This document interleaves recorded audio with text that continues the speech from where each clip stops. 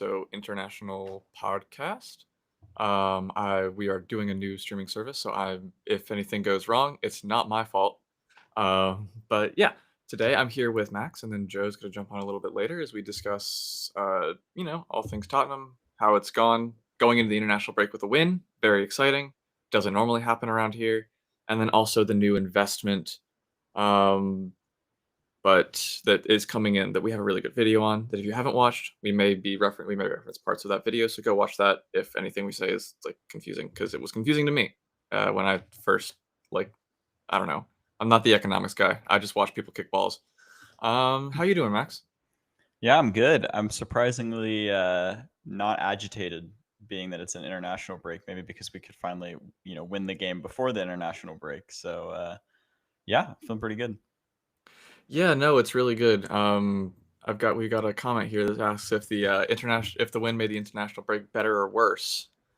Which I guess is an interesting way to think about it, considering, if you lose, you're like, I could use some time away from this team for a little bit. But now that we won, I'm like, I want the next game. I need my Tottenham fix, and it's just not coming. But I mean, realistically, I think no matter win or lose, I need to see the Tottenham play again. Yeah, I And think it's oh, go ahead. Go ahead. I was just gonna say it's nice to not have to to not have to think about how we were bad in the last game for 2 weeks, and I can instead think about how we were good. Yeah, it would have been a lot worse to end on a loss or a bad result. But I do think when we're in the 2 game a week schedule, it can be a little bit more of a breath of fresh air, especially because we have Kolomwani coming back. Solanke got the surgery. Like, we have some players that could use the recovery time. So I'm trying to have a positive spin on it. Just enjoy the lack of stress. Yeah, yeah, and I think that, like, especially for some of the players that look a bit, like, leggy, I guess, at times, for lack of better term, it'll be good to give them breaks if they are allowed to have breaks, if their international teams let them have breaks. Some of them are just gonna get run into the ground, and that's just we just gotta deal with that, but, it's good for the ones who do get a bit of a rest, especially as we're fast approaching the winter period where, um, I don't know, it's too many games, too many games. Yeah. But before we talk about the future, let's talk about the past a little bit, and we'll go ahead and talk about that game that we ended up winning. We talked about it a little bit on our the main podcast on Monday, but I'd like to go over it a little bit more to get uh, to go into it one more time because who wants to stop talking about a win?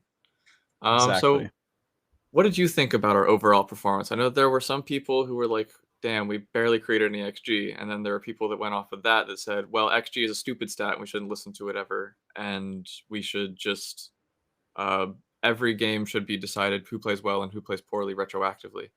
Obviously, that's a bit of an over exaggeration, but yeah. But what did you think of the game? Yeah, I was pretty optimistic about it. Not necessarily going in, to be honest. Ellen Road. I mean, Leeds were unbeaten at Ellen Road since I think September of last year. So being despite them being a promoted team, it doesn't get much more difficult in that context. So, and yeah, it was a relatively scrappy game. It was a lot of dueling in the middle of the pitch, a lot of aerial passes from long passes from the keepers that made it, not maybe the most entertaining watch. But despite us kind of setting up shop in the end of the game, I do feel like we were more dominant than what the commentators and some of the analysts have made it seem. I was looking at some of the possession stats, and we're pretty much level on our presence in their final third.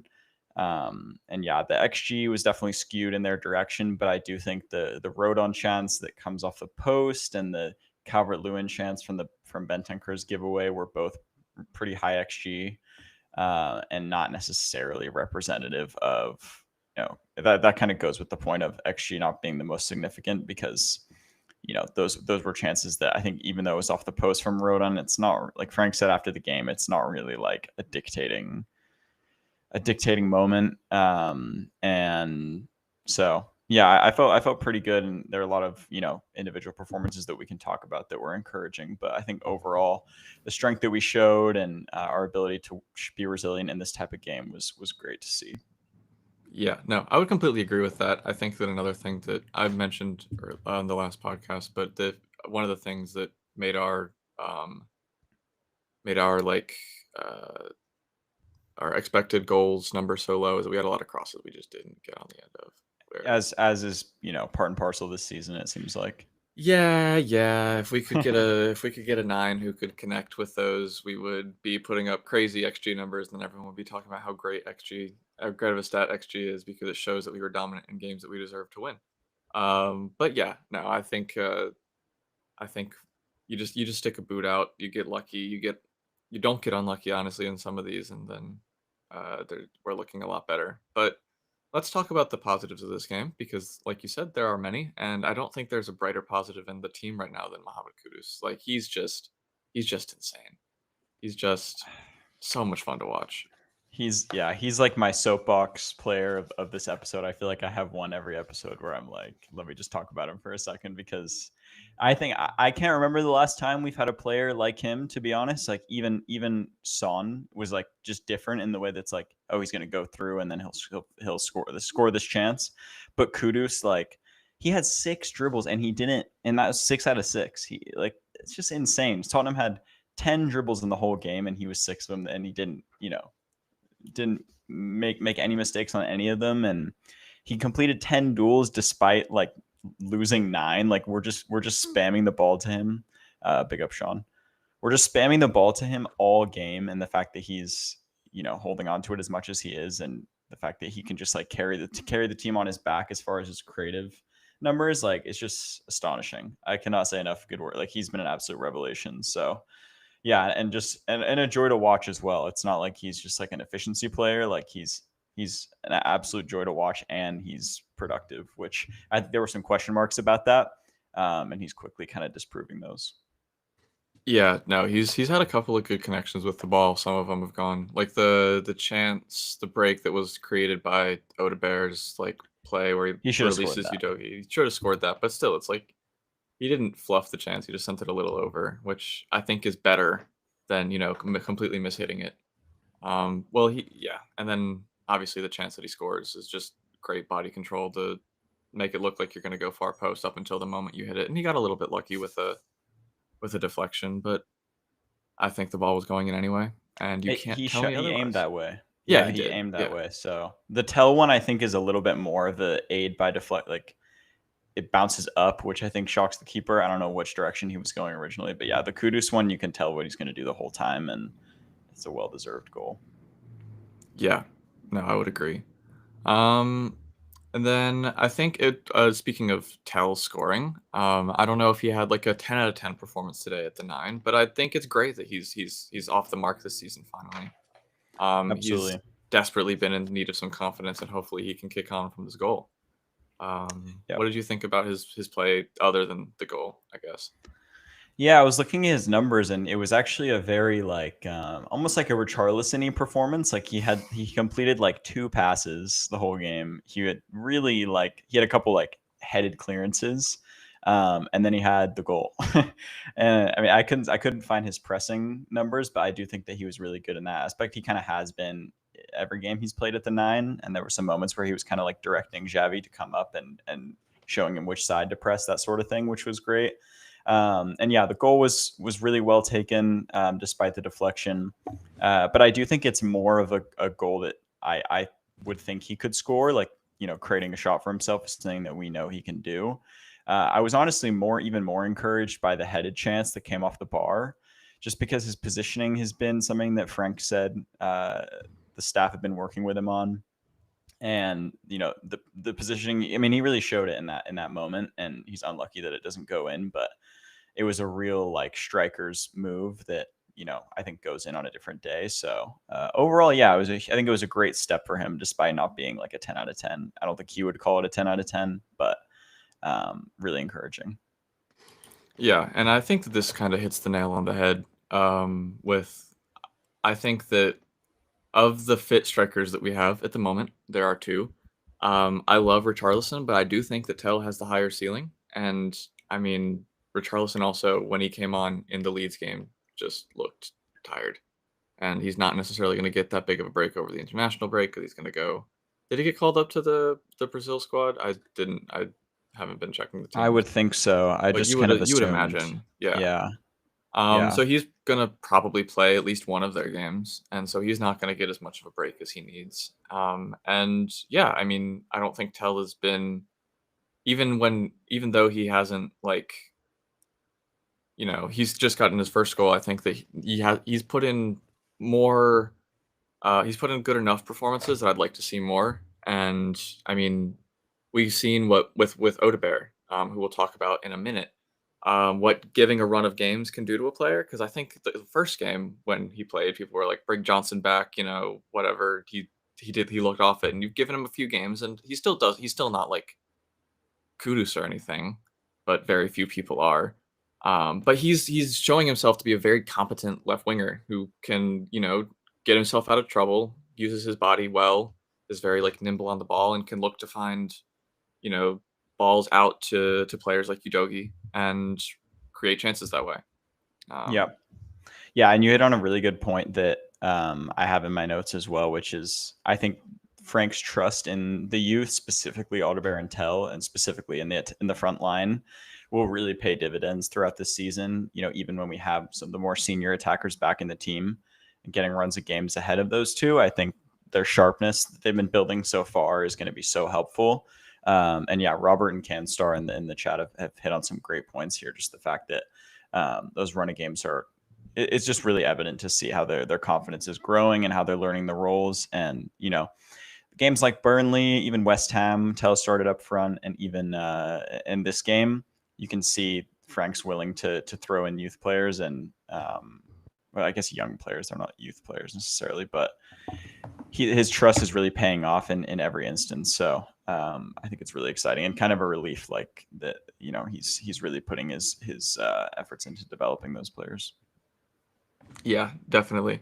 I think I'm kind of. I mean, I don't want to say like that this is wrong, but I'm curious to about there it is with this question with Talbot not Odebear and a mentality thing. I don't think Odebear's shown anything particularly poor in his mentality. I maybe I'm just not paying attention, but I think that I mean obviously Tell has a great mentality and he shows that like every single day, every single game. But I think that part of the reason that we've seen that is because he was kind of not necessarily the man in the spotlight, but definitely in the spotlight for the last half of last season where everything was falling apart and he would be like thrust into the limelight and like have to do interviews and like would go up and like talk to the away fans and be like we're like trying to like do well and like we're always moving forward and not letting the the kind of soul crushing experience of losing after losing after losing after losing because he didn't play in the Europa League. Uh, Yeah. but he kept his head up and he's kept his head up now. And I think that he's got a great mentality. But I don't think that Odegaard necessarily has a bad one. Yeah, I agree. I think Tell has maybe the most impressive mentality I've seen from a player his age. Especially with the difficult time that he's kind of been finding himself in. But Alderweireld, I think it's probably like his like mannerisms maybe that would kind of make people think that way. Like he seems pretty shy, and I do think that he's not necessarily out on confidence because it's not like he's had a run of difficult games necessarily, but I do think that he's still a little bit cautious on like the chance that he creates for eventually Kudus where he gets it down to Udogi. It almost reminded me of the Brian Hill one against Man City, where it's like it's a great move, but you can tell that like when he's facing up his fullback on the touchline, he's like a little bit more inclined to go backwards. And I think that'll improve. Like he was so good 1v1 last season, and I think like he'll progress in a really big way if he continues to get these minutes. So yeah, Yeah, and I then know. I was gonna say this is another good point. We are talking about him like being a starting left winger, and that doesn't mean that he even with Muani, there are plenty of minutes to go around, as everyone is kind of well aware by now. But I do you think that who do you think that Muani is more likely to replace? I guess because I think he'll probably like Tell or Odebear, or do you think that him being there will push Tell out wide? Like, what do you think is going to happen there? Do you think it's just going to kind of be like a mix of everything as players are fit and Frank sees what he wants in the games? Yeah, I think more so the latter. I think it'll be dependent on who's fit. Like I could see him playing more striker, before Solanke comes back, and I also think he'll be really good off the left. But I think he's going to be really good, to be honest. Like I think we're kind of forgetting about him, and I think he's going to be really good. Like he has a lot of experience. He wasn't great for PSG, but he was really exciting for Juventus last season. He's obviously had those great seasons at Frankfurt as well. So I think he's probably could be the best striker that we have, to be honest, and we just haven't seen it, obviously. So, yeah, I'm really itching to see him play. It's crazy that he hasn't touched the pitch yet because he's been at the club for a couple months now, but or maybe just a month, maybe just a Uh, month. It feels like it's been ages. yeah, it's been a month and a week or so. Yeah, We'll call it a month. yeah, Because it means that he hasn't gotten up, and now he's had a dead leg for like all of it, I know, crazy. which didn't know how bad dead legs could be, to be honest. Yeah, seriously. It's like everyone in the I've said this before, but I'm gonna say it again. It's like everyone in the NFL kind of learning that turf toe is a horrifying injury at the same time as uh, I'm learning about this like dead leg thing, which I think of as my leg feels funny for a day and then it's fine. Yeah, But no, it's not that apparently. Um, yeah, and then I highlighted this, but it went away. But I'll show it again. Um, the aerial prowess, I think, from Mwani, I think, is something that we are missing because that's one of the reasons I was so excited, happy with Tell's kind of almost aerial finish that you touched on. We do generate a lot of crosses, and I think that if we can have a threat in the middle, uh, geez, that's oof, well, I guess you and that's Mwani not have something in encouraging. common. Yeah.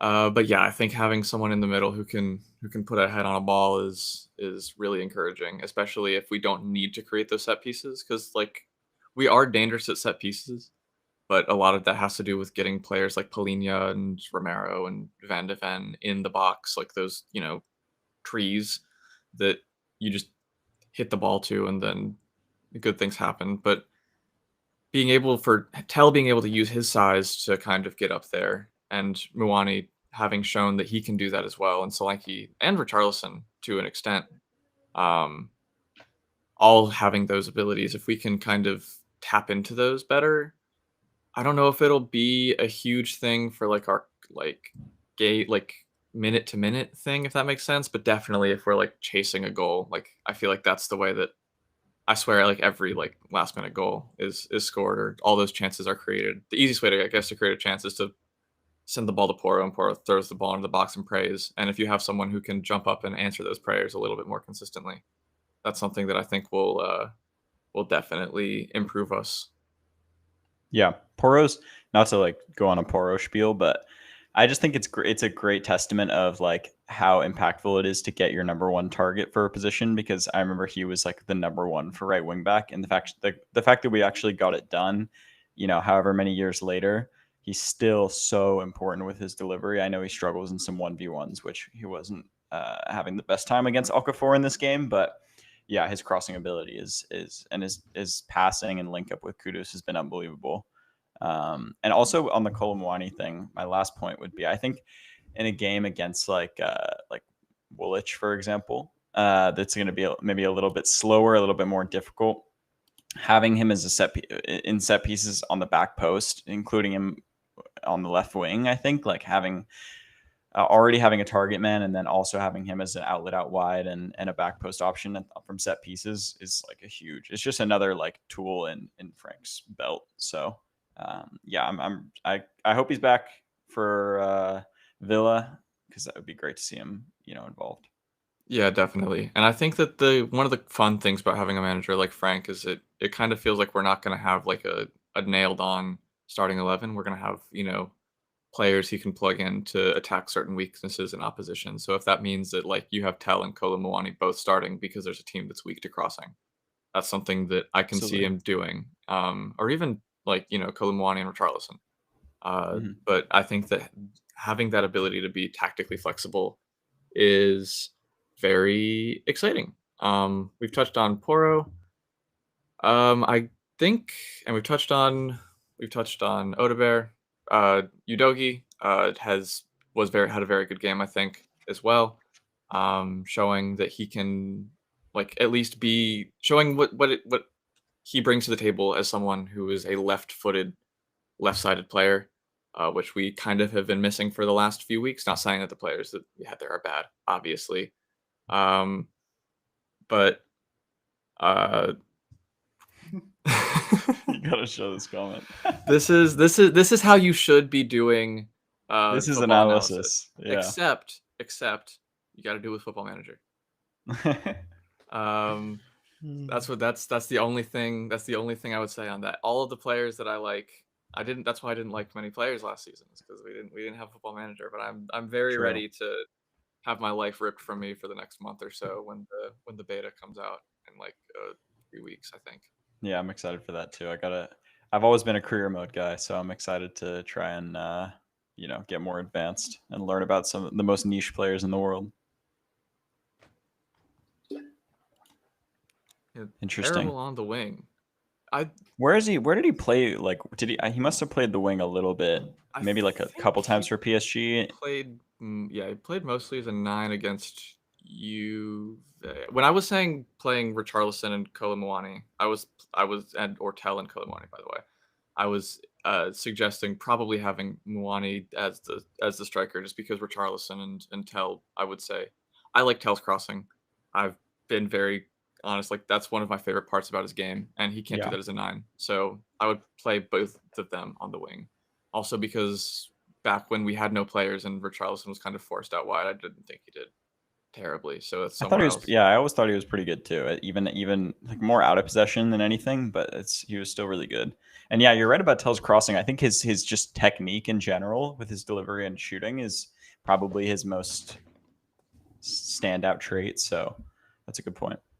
Yeah, no, I think, like I said, I don't know. I've not in training with these guys, and I don't have a key into the mind of Thomas Frank as much as I wish I did, because then be I could be a lot better as an analyst, because I could deliver all the scoops before anyone else would know about it. Welcome, Joe. Joe. What have I missed? International We break stuff, please. we've Yeah, just I been know. talking about the Leeds game We're trying because to. it's the Yeah. international break, and so we're trying to not talk about the international break. That's good. Yeah, it's the most boring time in the world. You We were got a talking haircut. It about looks good, man. Thanks, mate. I appreciate it. Thank you. I got the new black kit too. Oh, lovely. Oh, I need to get that. There's just nowhere near me, and I don't want to order it from the store because I don't want to pay like $1,000 in tariffs. Your tariffs, yeah, it's like literally nearly double cost you It's guys that it cost me. I think they put some of the stuff, at least for the US, they put some of the stuff in like a warehouse or something in the US, because I got the like track jacket with the total 90 stuff, and it was like nice. Europa kind of League the final regular one. price. No, it's the one from this year. I'm not gonna get it, but it's like to do with our third kit. Like it's like blue, and then it has like Yeah. a T90 ball tag on it and stuff. Anyway, They're normally pretty good. Yeah, it took ages to get here. My wife ordered it for Father's Day for me here, which was like a month and a half ago. But so they don't have a warehouse here. But like there's me and like now Andrew's left 7 other Australian Spurs fans, I think. So they're probably a good idea not to keep heaps here. Yeah. So Leeds game, how would you say? Well, we've been talking about. Well, first thing, I guess I'll ask the question that we kind of started the podcast off with. And do you think that a win makes the international break better or worse? Like, is it like, because because with a loss sometimes you'd be like, I could use a break from these guys. But then you have to think about the loss. But then with the win, you're like, I want the next game, because you feel like you're going to win the next game. But then, obviously, you're not winning the next game because you have 2 weeks. I think it makes it way better, to be honest. It's childish, kind of, that it does make it way better because I should be able to control my emotions better. But the whole international break, when we lose, I'm always like, geez, we're bad. We're so bad. And then even if we won like 7 games in a row before, I'd be like, nah, we're terrible. But now we're great. But we're third. I thought the Leeds game was good because I thought Leeds were pretty good. yeah. I thought Leeds are a decent team. But every Premier League team's a decent. Like, look at Crystal Palace. Like, as soon as someone brought up that they were unbeaten in 18, then of course they lost. it was like no one noticed it, and they just kept going unbeaten. And then as soon as someone brought it up, it was over. Exactly. As soon as, That's how it as soon always as they changed their goes. bio. Yeah, exactly. Yeah, exactly. Yeah. Updated But the bio. everyone in the Premier League is good, mostly, except for West Ham, and Forest apparently too. So, Oh, don't say that. what? Which and why? Well, I jinx them to be It's all good. it's all Marinakis' fault. That's why they're I bad. think their next 2 games are like Chelsea and Porto, though. So I really don't think that he'll. I mean, for his sake, I'd like if he kept his job, but I don't know if they'll keep him. How good are think- Chelsea too? I don't know that either. They're good, but There are a bunch of good teams, they're but I weird. don't. I do also think there are no great teams this year. Yeah. And maybe I'll be proven wrong. By one of the teams that people went into the season thinking would be great, going on some sort of god run. But until then, it's like I feel like most teams are. It feels very much any given weekend. For There a is lot of one these team. teams. There is one team that's actually pretty good, but I won't say it. Don't really want to mention it. Yeah. Oh, yeah. Unfortunately. Yeah, it's unfortunate that we're all thinking that Manchester City are just so good, and we're going to move on now. But yeah, we could talked about be the ones though. We could be the ones to ruin it. That'd be the best, wouldn't it? If we were the ones. that would be. And Frank can out Arteta as well. Uh, I back him to do that. I wanted to say one quick thing on the Leeds game as well. I think a lot of the question marks about this team were, are we set piece reliant? Are we okay? Are we able to like dominate games / are we able to, hang in with teams that are going to have the majority of the ball? And I think the fact that we scored 2 open play goals that were both pretty well created, and kind of withstood like a difficult away ground at the same time, kind of like quelled a lot of those stresses. Like if we had won this game like 1-0 from a corner, it would have still been a little bit like, what are we going to be this season? So I do think it kind of left us on a good note in that respect. Yeah, no, I would agree. Also opening the accounts of 2 players for us is always a good thing. So yeah, we've talked about most of the front line, and then we talked about both our fullbacks. So I guess we'll finish up with the rest of the squad. I think Vicario just got an unlucky deflection. I'm not a goalkeeping analyst. Every time these guys go flying across the goal, it's the most impressive thing I've ever seen. I know because when I was way younger, I got stuck in goal for a few games, and let me tell you, I did not look like Vicario does when he's going to save a ball. I'll tell you that. So all those people are just so impressive, and I rarely played in goal either, but I did like diving. I was like one of those goalkeepers that would like dive for a shot that was like the Bodo penalty. Like I'd be diving full across the goal, making it look spectacular and getting nowhere near it. But Vicario is tough because like goalkeepers make one small error and it's so defining. And I mean, he's made a save to get us all 3 points. So it's really depending how you look at it. There is some stats making him look really good too at the moment, being like first in short passes, which what does that really mean? But I think he's a great shot stopper. I think he's a really, really good shot stopper. And he's so agile and athletic, and he's super Italian too. He's very Italian. That does make goalkeepers better, I'm pretty sure. Yeah, look at Donnarumma. Look at Buffon.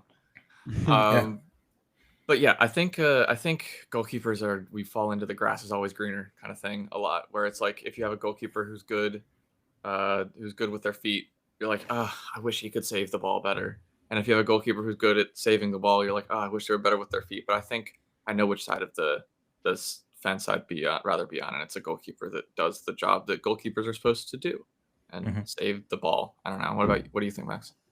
Yeah, I think that's where things are trending anyway, if you look at the Donnarumma signing especially. So, and also the fact that Vicario his short passing is actually good. It's just kind of those like pinpoint mid-range passes that aren't amazing. But I do think the fact that we play off like winning second balls a lot of the time, it kind of covers up any poor passing. His passing was pretty bad from range in this game, but it's like you said, despite the mistake, which does look pretty like I saw one of the replays that's kind of like behind Vicario, and it is like a ridiculously nasty deflection. I'm not a goalkeeping. I did have one or two good games as a goalkeeper when I was a kid, but Yeah, I think overall, like he always Sounds has like you're that. the expert for us then. So let me weigh in on this. Yeah, I think I think he'll always redeem himself with his shot stopping and reflexes. And I also don't think that his like judgment on set pieces and corners is something that is like never able, like it's like you talk about like finishing with a player, like does he just not have the mentality to be able to do that? I do feel like it's with his claiming, it's kind of just like a decision making thing that he'll continue to improve at.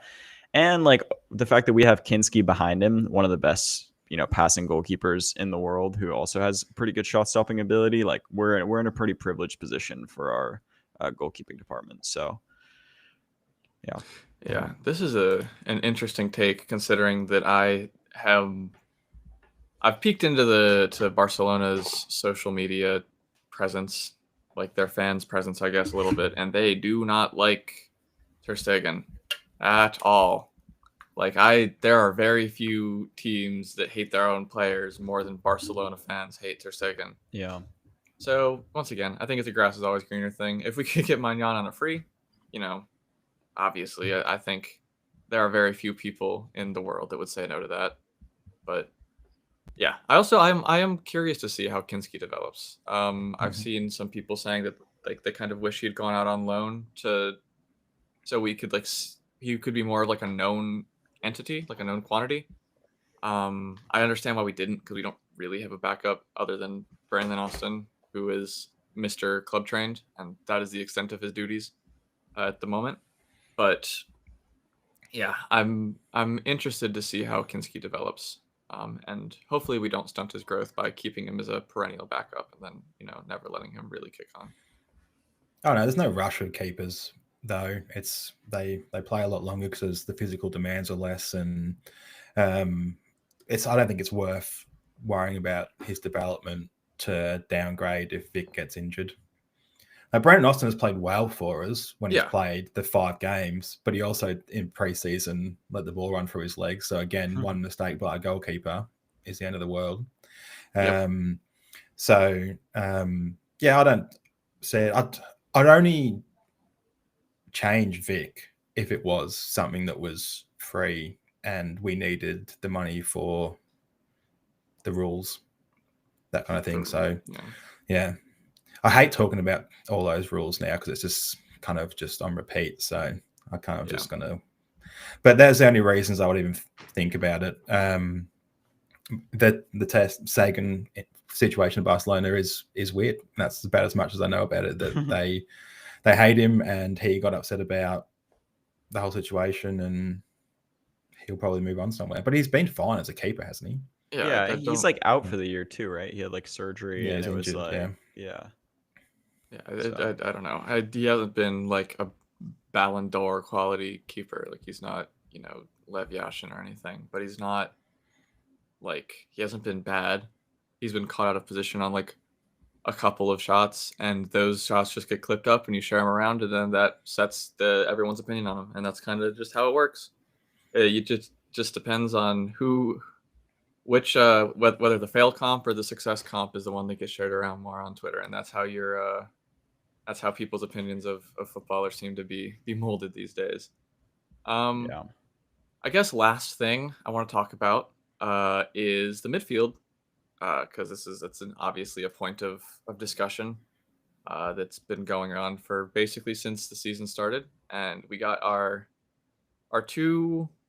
double pivot again of Polina and Bentancur, but we did get Simons in the 10, and I do think that helped a little bit, but some of the issues that we saw with like ball progression are still there. So do you guys have any thoughts on how the midfield handled this game? Do you think that this is a long-term pairing that we're going to continue to see, or do you think that we're going to see someone like Gray, Bergval, Sar come in and replace one of those two, assuming we maintain having, or do you think it'll be having like one of those two like sixes and then having both Bergval and Sar, or having the other 6 and Siemens?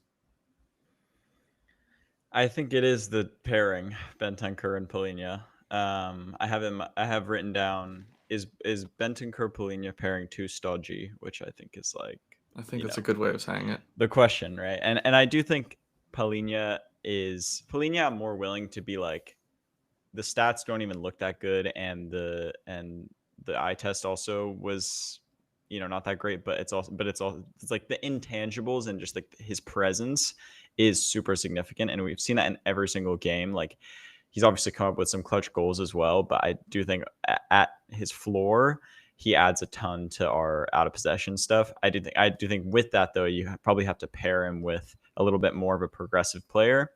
And Bentancur was fine in this game. I don't think he was like bad. He did give away that chance that Calvert-Lewin could have done better with.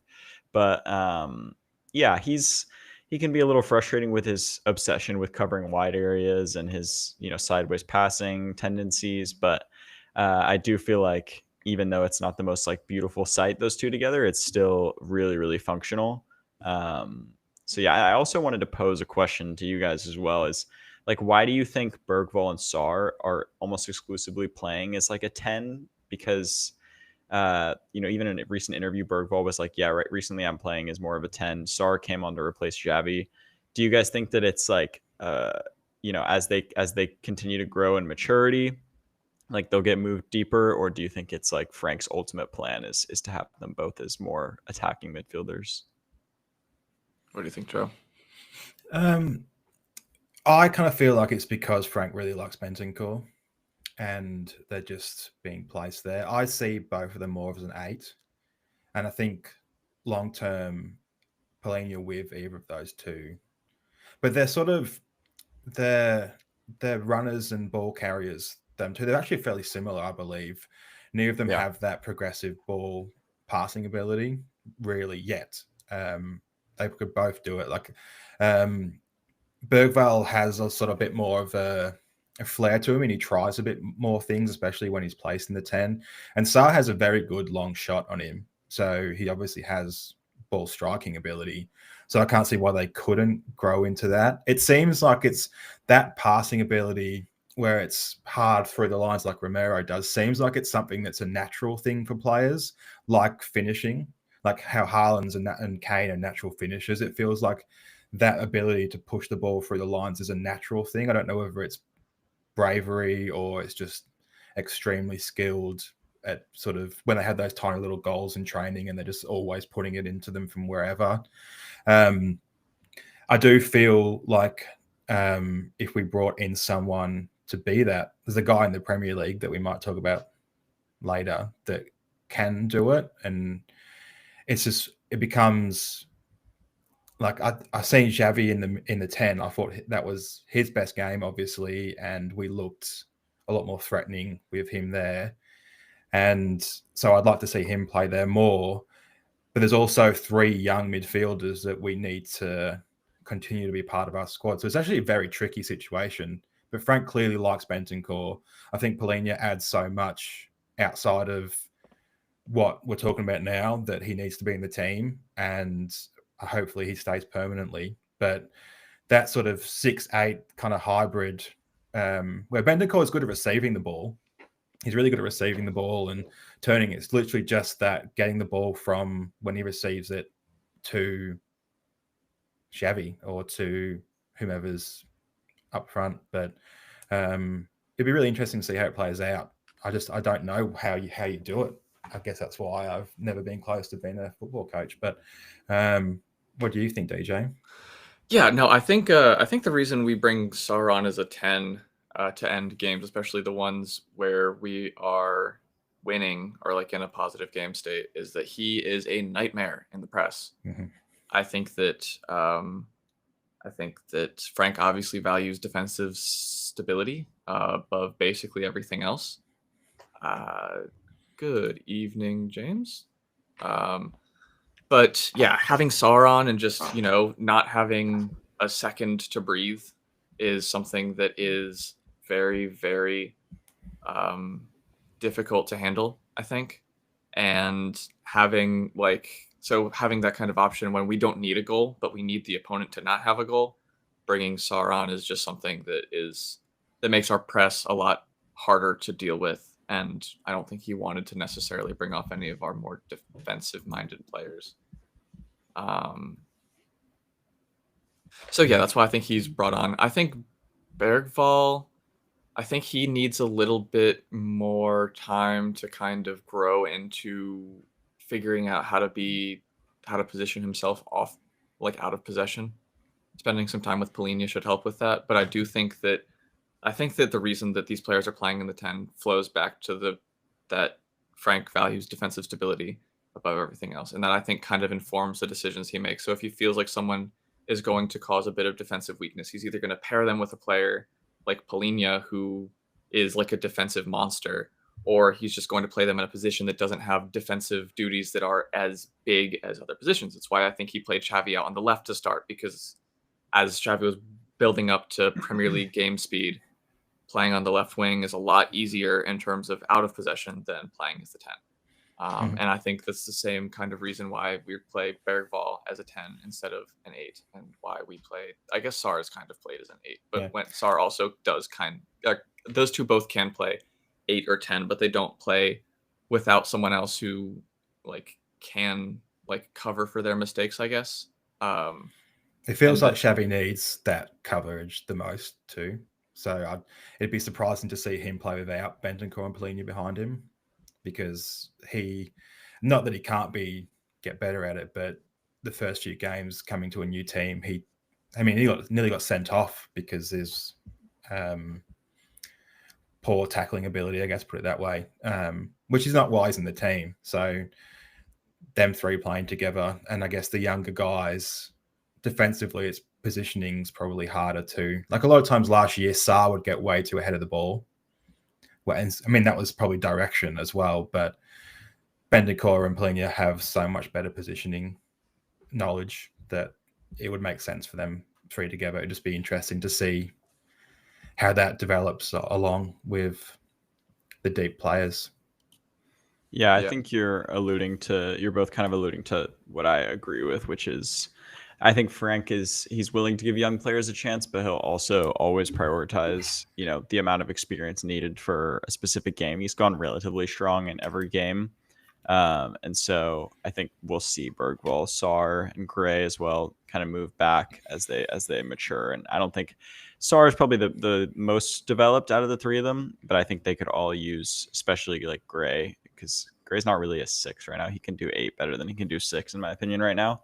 And a lot of that is just defensive awareness and that sort of thing. Yeah. So yeah, and to your point, Ken Star, I really want to see more Gray, especially because He's he been was like, good.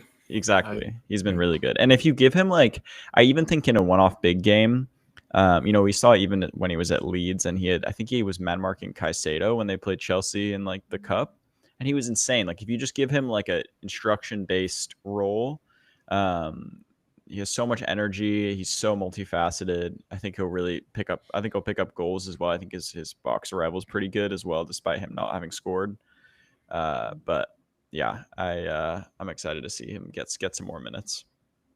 Yeah, no, I agree. I think he kind of earned them, in my opinion, after the Bodo game. I was a little bit disappointed to not see him play like start at Leeds. I thought he was going to. I was did. convinced he was going to.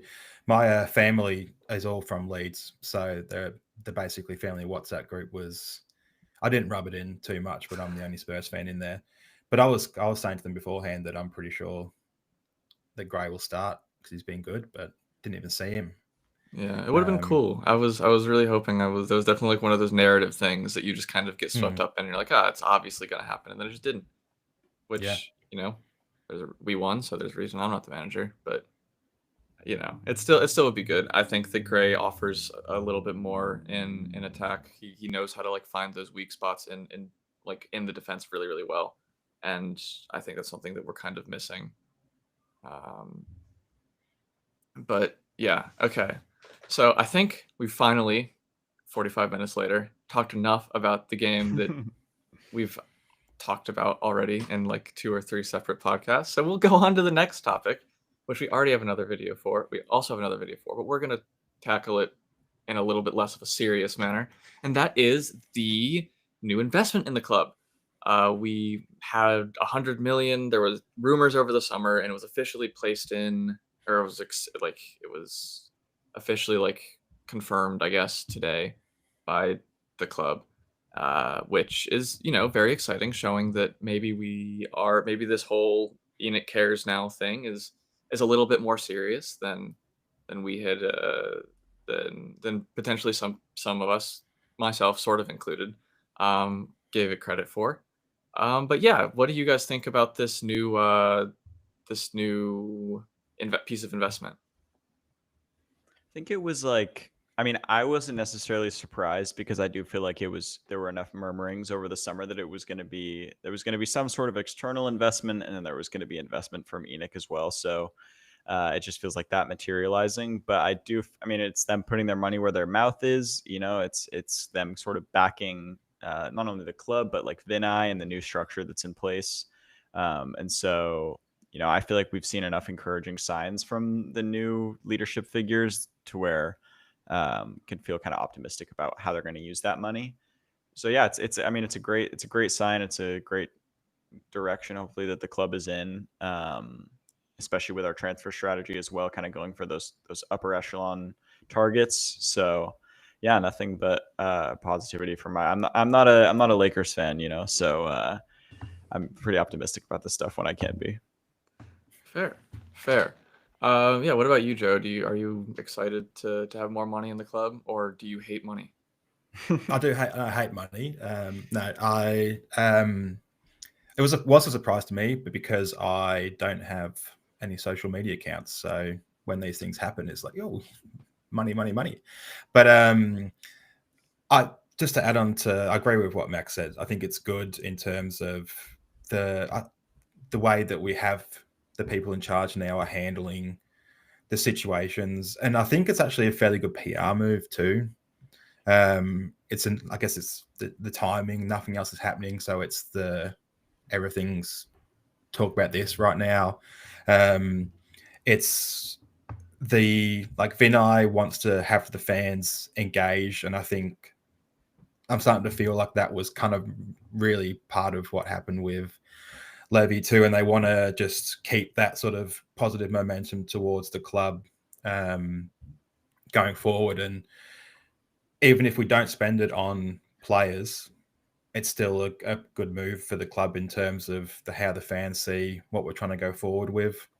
So I don't see us spending it much in January because I just don't think there's going to be anyone that we can get from a club that we want that's not doing well, and they'll want to keep them for the year. So I think it'll probably be way into the next summer, but I think it's good. It's good. More money. Diluting the shares doesn't mean anything to us fans at all. So, and especially for themselves. So they're diluting it for themselves, no one else. Not like we're having anyone else come in that could change the direction of anything or any voting power. So yeah, I think it's good. Yeah, and if you want like a more technical overview of like how they did this, what all this means, what this means for the future of investment in the club, we released a video earlier. It's called like the only video you'll ever need for this. And as someone who doesn't know anything about like the economic side of the club, I've walked away feeling so much smarter than I did when I started. So go give that a watch if you, like me, know nothing about football economics, or even if you do know something about football economics, you might learn something new. So yeah, there's my shout out for, I guess, the podcast that I'm also on. I wasn't on that one, but whatever. Yeah, so I guess now I know that they will spend this 100 million on lots of different things, like paying off debts and boring stuff, like paying staff members. But let's just imagine that this 100 million goes directly to the transfer fee, like the transfer. Do you have any players in mind? Pick one player that you would spend 100 million on. That'll be my first question. All in one. Pick Okay. one player to spend 100 million pounds on.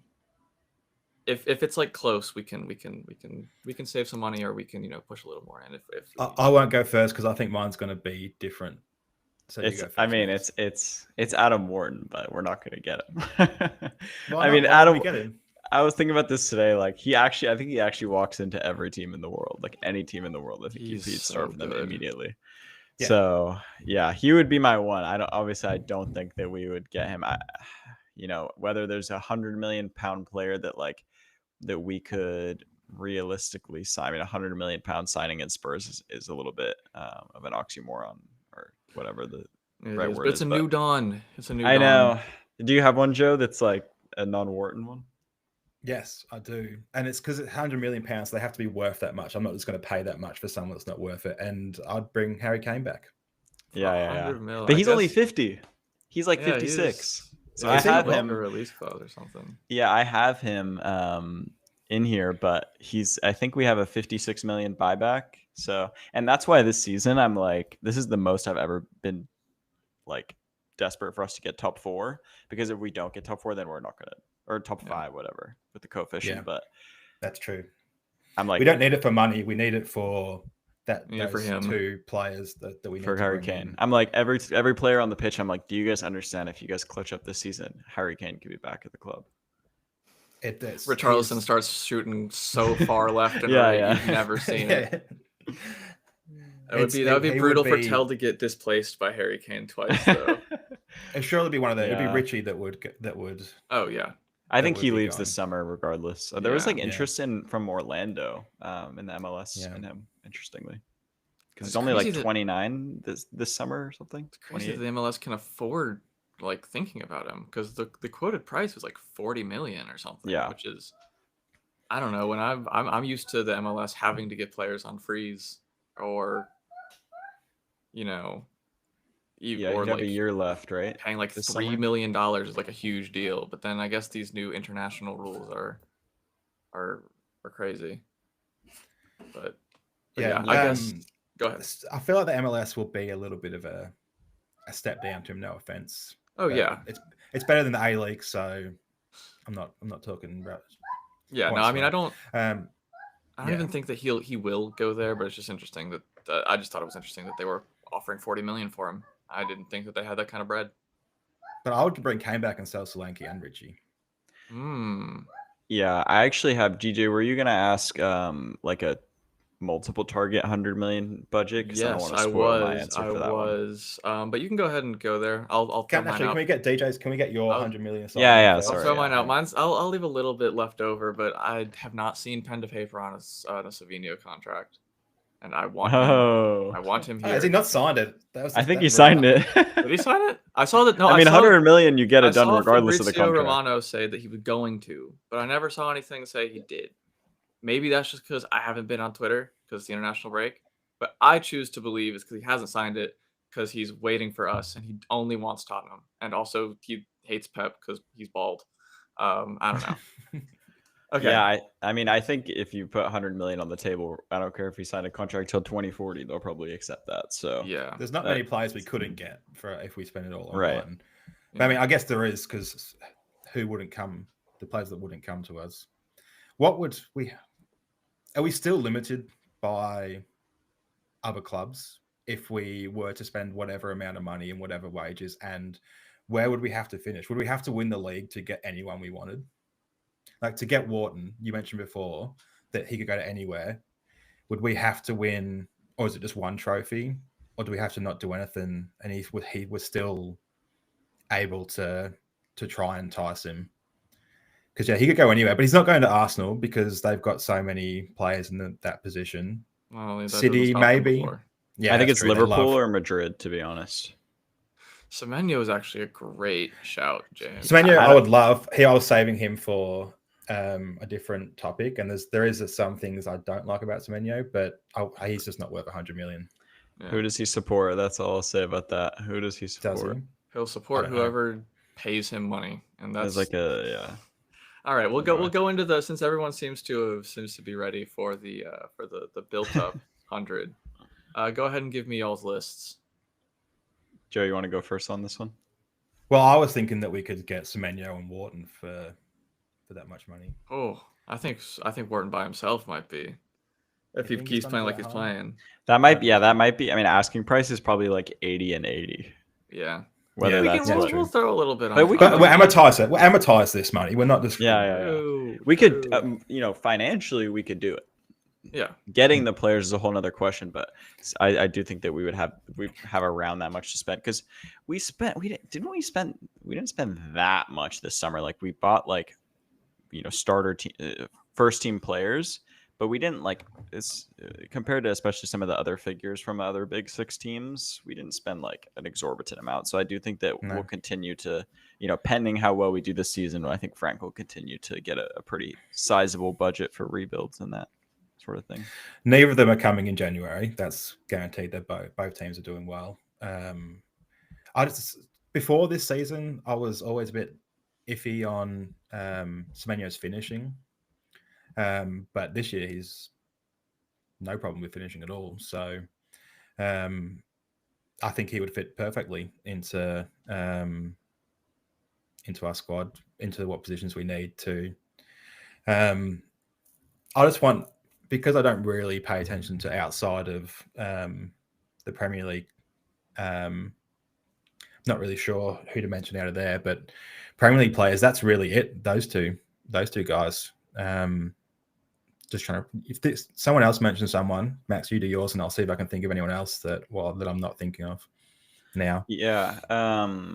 So mine is, I don't think mine's going to be that popular, to be honest, but my first one is a player that's already at the club. Like I said earlier, I really think that Kolo Muani is going to be like really good when he comes into the team and gets a consistent run of games. And I do think that a deal for him at the end of the season would probably be doable for around 40 million or so. So I have him down for that. And then we also talked about, even if Polina is signed permanently, which is looking as of right now, looking like that might happen. I would love to have a kind of progressive 6 next to him. With that, I've written Lamine Camara from Monaco. I'm excited to see how he does against us because we play them relatively soon. But he's pretty small in stature, at least compared to Polina, but he is like a pass monster. He's kind of similar to Stiller. He's really like, he's a pass monster that will progress the play and just kind of keep it ticking over. And I think he'd be a great pairing with, especially with like another defensive player if we're going to persist with a double pivot. I also, you put it on the screen, DJ, but the Juff shout is a great one. If West Ham go down and he's available for like a 20 million release clause, I think he's probably the best crosser in the league right now, like especially from the left. I can't really think of someone who's more pinpoint than him. So yeah, that would be a great signing. And then there's also, I wanted to say with the 100 million one, I just didn't think he would cost that much, but Leao, I really like the idea of, even though he's not great out of possession. I do think that like Kudus right, Leao left is like, who are you going to double up? You're going to have to like put everyone out wide. Like, what are you going to do? So yeah, but yeah, Muani, I think, and Camara probably. And Juff, I guess. That's a good shot. I like the God, I can't remember his name, or I can't remember his first name, but I think Angelo Stille. Yep. Yeah, I like the look of him. I watched him a little bit over the summer before we signed Polina, because I was kind of looking through some players who we could sign, and he's one that jumped out to me. I also really like Juff. He is like you said, got a wicked cross on him. Even though West Ham got absolutely smacked around by us in the second half, I thought he was a huge bright spot in that team.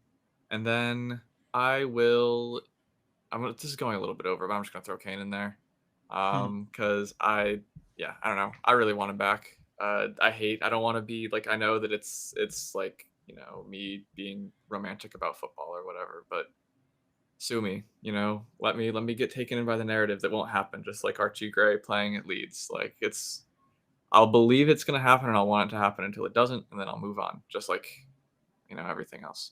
The other player that I want to bring to the club is one who has made it into the Who Scored Team of the Season so far for the center back.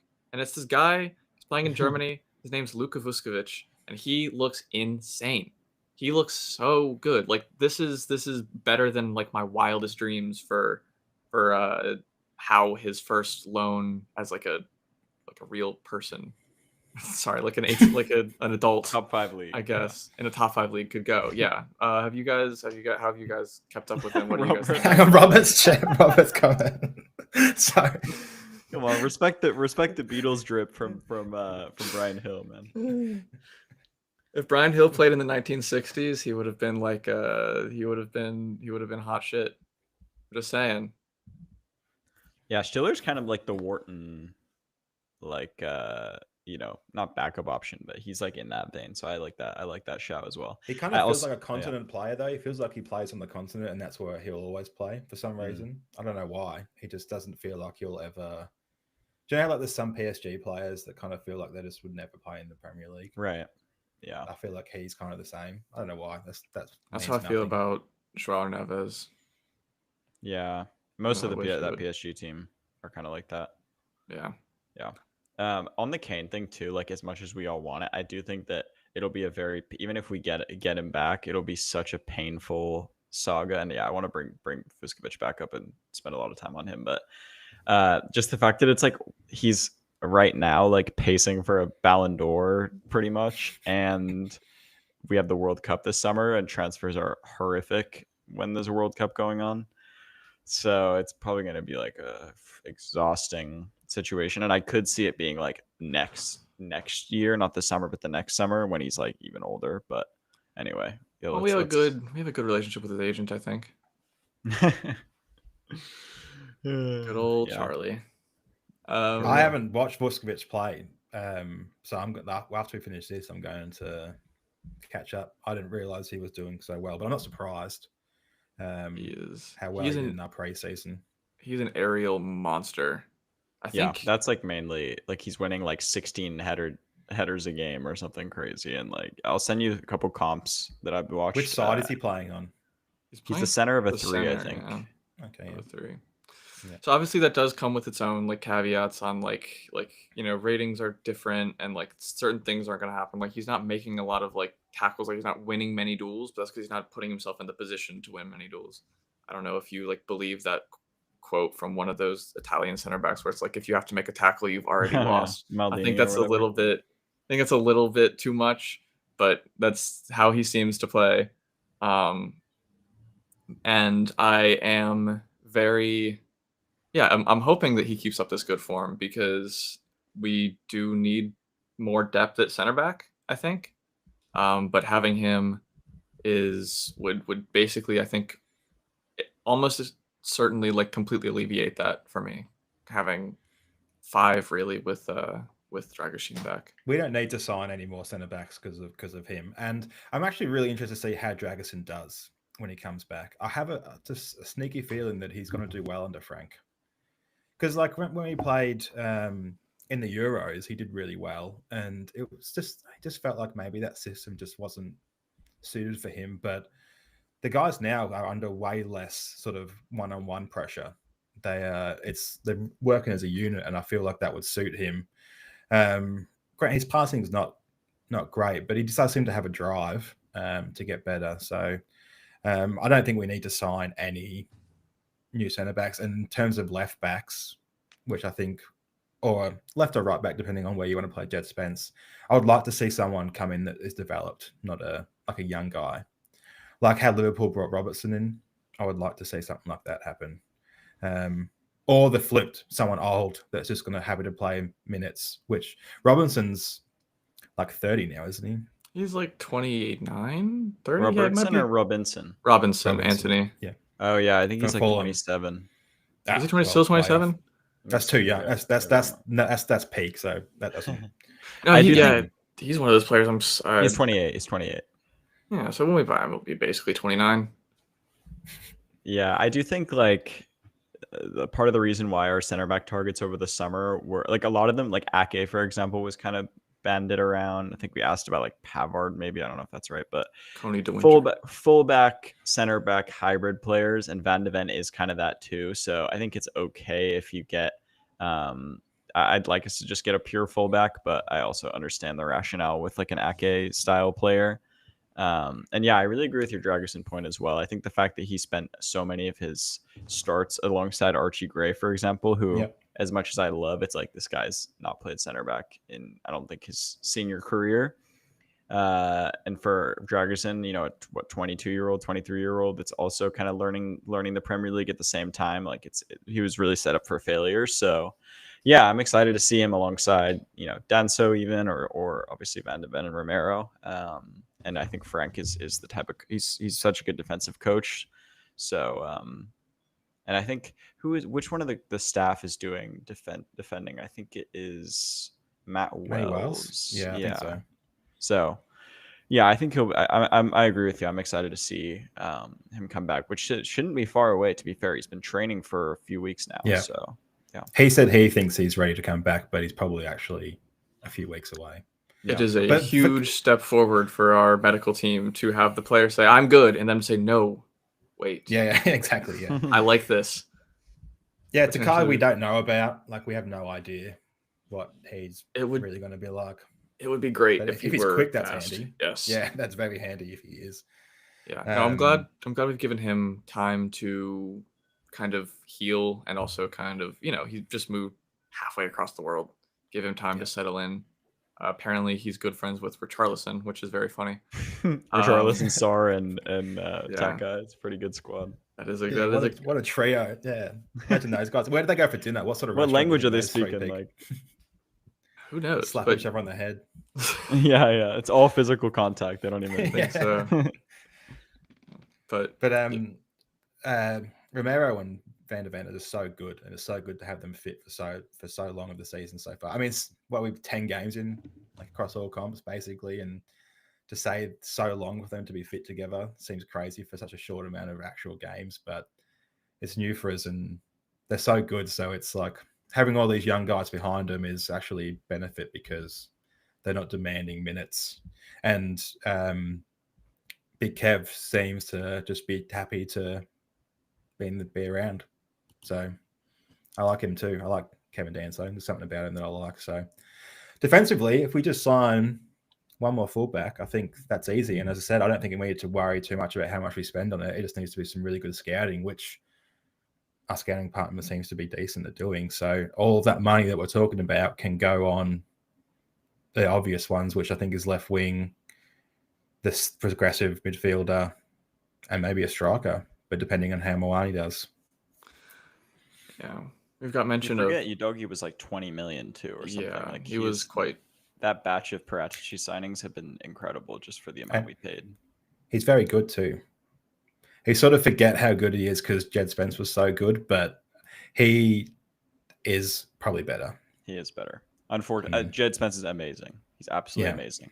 But just the left sidedness, and I mean, Frank said he was unstoppable in his first game back against Brighton. He was unstoppable, and I think he was pretty similarly unstoppable against Leeds as well. He brings a lot of Odebear. He makes Odebear look better too. Yeah, because Odebear doesn't have to. Sorry, you go. I was just gonna say we have Spence, like when your fullback wants to go inside.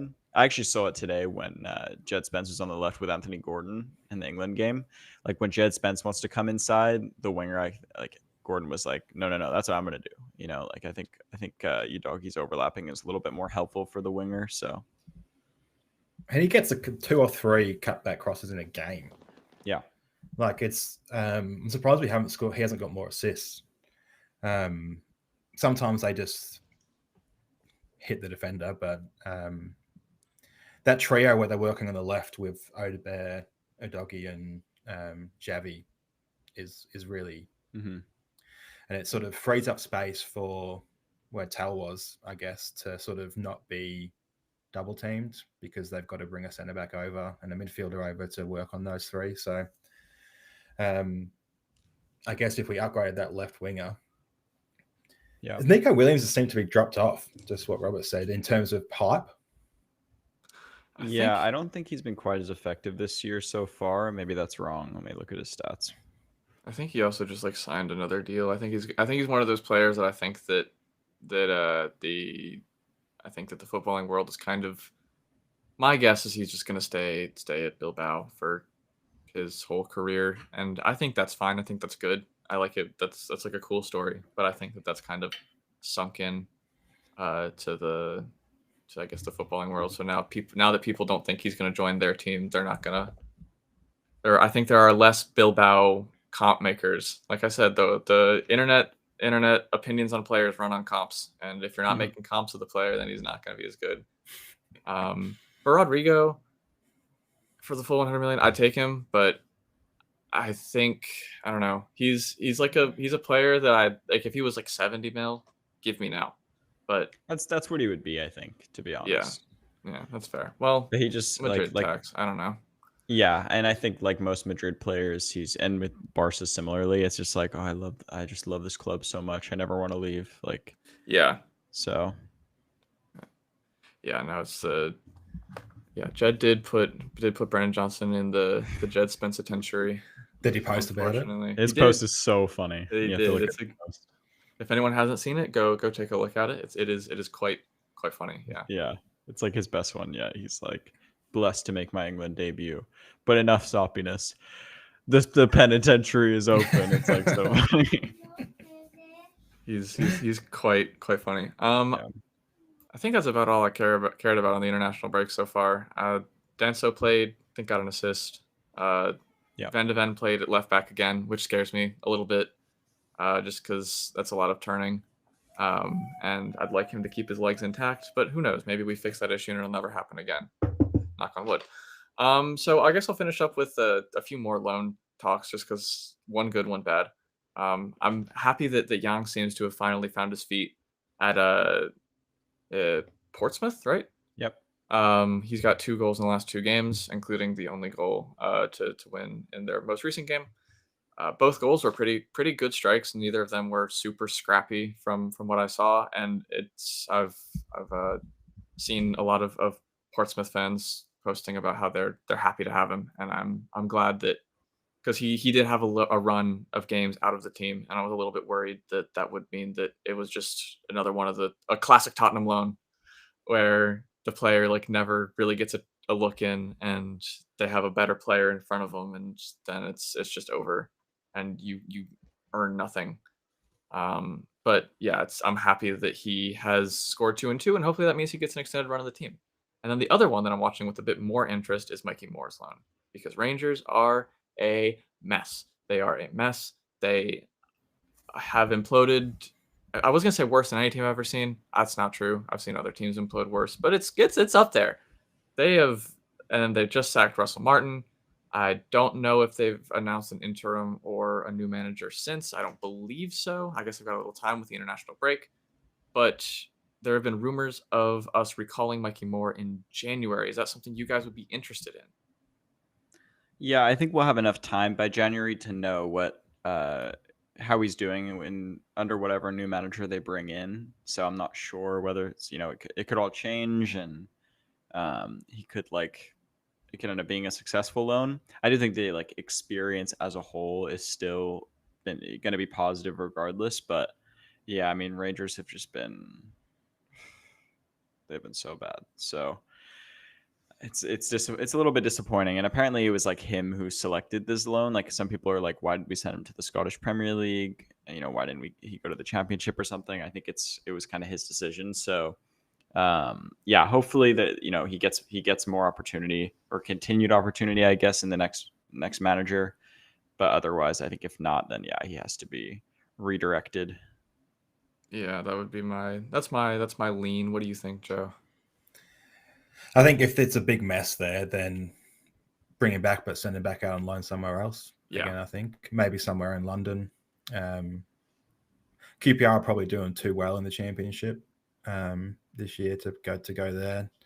Yeah. But there's plenty of teams around London. But I think that'd be the easiest way to go. I assume his family's all in London since he's grown up at Tottenham. But should we bring Russell Martin in? Should we get rid of Frank and bring Russell Martin in? He does well everywhere he goes. Oh dear. That's yeah, sure. He does well at tearing the team apart. It feels. Okay, so the saboteur. Yes. Not. Well, so I think we should try to convince some of the other London clubs to sign him and give him a go. But West Ham, yeah, West Ham. Actually, no. Actually, I'd love to see him at Forest, because Forest have just, I don't know why, ever since the Gibbs White thing, everything that any of their pundits say about them or anything they do just annoys me so much. So I would love to see him go to Forest. Yeah, that would. And I'm glad no Forest fan will see this, because it's so deep into a Tottenham podcast. I know. I said it. We put on the last episode, we put Ange in the thumbnail, and then we forgot to talk about the fact that he'd gone to Forest. So one of the comments was like, "Why did you There guys? were a Why did you couple comments guys about that. bait me Yeah, like that?" Which I Yeah. mean, we could do it. We could do a 30 minutes on that, to be honest. So yeah. Yeah. I don't want to say too much about how yeah, they've started. West I Brom with wish Mason's a good shout. yeah, that'd be really that good. I is think a people were Yeah. saying that like in the summer too, like well, as kind of like a why not, or like Birmingham. I don't know what their winger situation is, but I think especially I think it's one of those things. Another thing I think we'll probably be looking at is if any of those clubs that are doing well have like an injury to one of their wingers, and we could be like, Mhm. hey, do you want a gently used Mikey Moore because Rangers are kind of going crazy. And if that's, I feel like my guess is if we bring him back, it'll be because we have another loan lined up like minute one, and he like will Yeah. probably like stop back in to like, he might not even come back to the training ground. He'll just fly straight to Yeah. the next place. But yeah, I think I'm not worried about his long term development, but it is a bit of a shame that Rangers are doing so poorly.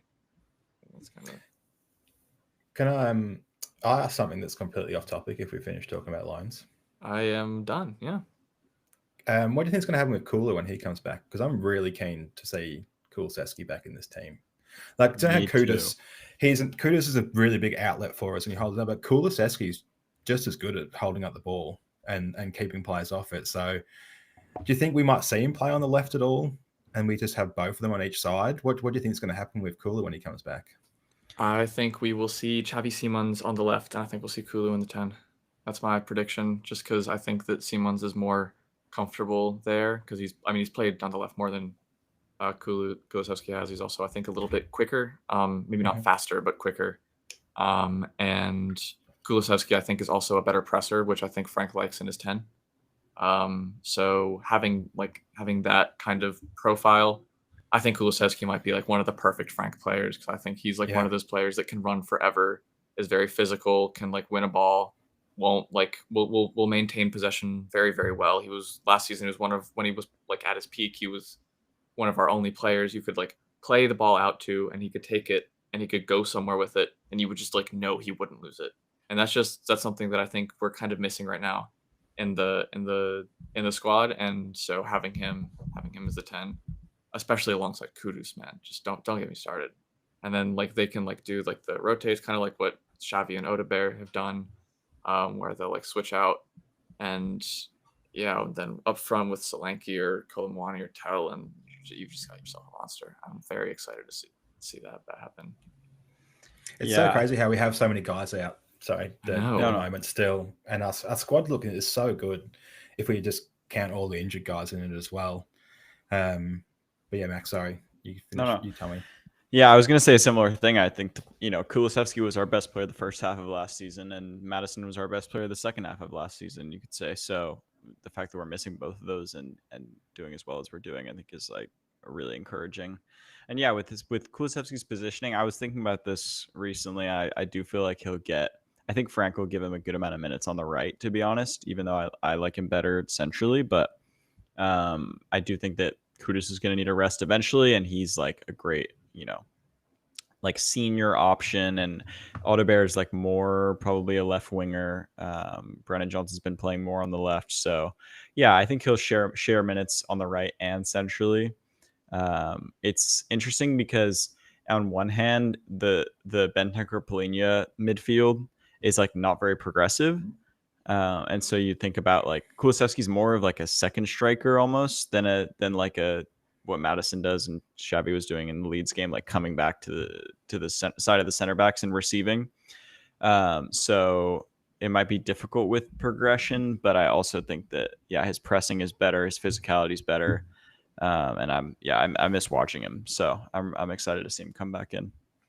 We'll just bounce the ball off Bentancur and Polina back to Porro or Romero and just then chip it to. I mean, it's a good point. Like bypass them. Yeah, it's a good point. I think you do just kind of play a little bit longer, to be honest, because Kulusevski, Kudus, Solanke, and like whoever, even if Kolomwani's on the left, like good luck winning an aerial duel against that, to be honest. So Solanke's going to be interesting when he is fit to play again too, because like Richie has started off fairly well, has dropped off a fair bit, and then Tal was better against Leeds, and I know most people don't, but I do see him as a striker more than a left wing. I know you disagree with that, Deej, but what Slanky brings is different again. Like they all bring different things. Like Tal is definitely the best ball striker and probably finisher out of the three. Solanke is a better workhorse and holding up the ball, and then Richie kind of has a knack for just getting goals or just being sort of around the box a bit. So they all bring something different. So, but we haven't seen the Solanke type in Frank's system. So it'll be really interesting to see how that goes. Like, will we play even longer again? Like if we got Kudus and Solanke who can hold the ball up, I think we probably will, to be honest, without that sort of passer through the middle, and then the ball could fall down. And if we've got Odebear and Xavi, for example, around their feet, picking up those second balls, I think it can be really threatening. Yeah. Is Solanke in the UCL squad? Yes. Yes. Interesting, because I wonder because there's like a hardship, like if a player has a significant injury, you can like bring someone else in. So I wonder if that how that works if he qualifies for that with the surgery. I think it would have to be season ending, and I don't think that the surgery is. I don't know for certain, but either way, I think I would kind of want to keep Solanke in the squad. I think I'm fine waiting for January to rotate someone out. I haven't thought about who that would be yet. I think that kind of depends on the health of other areas of the squad, and we can make that determination. But that's the one part of our squad building that I don't love is our Champions League inability to sign everybody. But let's not focus on the negatives, focus on the positives, that we have a crazy squad and we have Madison and Kulusevski and others like Solanke and Takai waiting in the wings to push people out of their starting spots. So things are exciting, and I think we've kind of squeezed just about every bit of content we possibly could out of an international week. How many days left now? Is it another 7? I think it's 10, right? Another 10, or maybe it's less than that. Maybe it's like 7. Maybe it is because we play next Sunday, not this Sunday, but it's Villa, isn't it? It's Villa. Yeah, Villa at home, and then we have. Is it the Monaco game? It's going to be super interesting, that game, because of the fact. Yeah. I was probably not going to say something for another podcast, but Villa finally getting a win and a goal. Have they turned it around now against perfect timing to play us? I know. I mean, yeah, it is an interesting one with them. They're a real question mark, but I do think they're pretty easy to set up against. Not to we'll preview them next week, I'm sure. But yeah, our fixtures are interesting. We have we have the Villa game, and then we go to Monaco, and then we go to Everton, which is tough. Then we go to Newcastle in the Cup, which is tough. Then we host Chelsea, which is tough. Then our next 2 Prem games after that are our next 3 games. Sorry, I'm getting too ahead of myself. But we play like Manchester United, Arsenal. We have a lot of tough games, so it's going to be a decisive next couple of months. Yep, the winter period is gonna be crazy. We don't have many easy games there. No, we have a fairly sort of not easy start, but a nice start to the season in terms of fixtures. So it's good that we are sitting third after those ones where we probably should be with the fixtures, and it's a good test now. But it's hopefully like this period's getting busy and someone's going to get injured, so it'll be good to have some guys coming back into the squad too, which is kind of like that rotation in. But it's a good test. It's good to see where we are if we come out still in third after this period and through the cup. I feel like that Newcastle's game, I feel like it's the toughest one. Newcastle have our number, and it's there, isn't it? It's in Newcastle, I'm pretty sure. Yeah, that's what makes it like. I just feel like games at St. James are near impossible. So, but if we come through, getting through that and still third in the league, then anything's possible. That'd be crazy. Yeah. Yep. We will talk about that more on the next edition of Oso International. We will preview next week's preview. But yeah, we can't be spending. We can't be. I just wanted to bring up the Champions League final quickly before we. The one that we're going to be in, the one that we're going to win. Yeah. The parade was crazy. But Yeah, we've got a long season ahead of us, and we've had a good start, and things are looking up. Things are getting exciting, and we will handle more of that exciting season on the next episode of the OSO International Podcast. Sorry, there was a bit of a break. Was on vacation, had a few weddings to go to, but we should be more consistent now that I'm back for, I'd say, the majority of the rest of the year. So yeah, hope everyone has a wonderful evening, morning, wherever you're watching from. And come on, you Spurs. Come on, you Spurs.